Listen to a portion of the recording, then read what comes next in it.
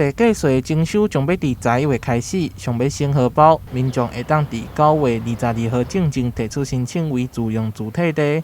也毋过，一般用地甲自用主体地差别到底伫咧倒位？自用住宅的优惠税率，它是2/1000，是比较优惠的单一税率哈。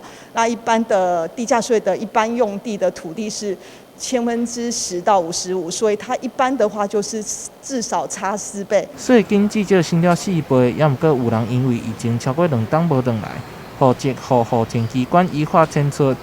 地价税敢会当继续用自用主体地的税率？109年和110年，因为户籍遭迁出的话，它的自用住宅被稽征机关的话改成一般用地的话，只要在112年9月22号之前提出申请，还是可以继续享有地价税2/10的适用特别税率哈。好康的机会，就要主动申请。符合资格的民众，除了会使到财税局柜台办理。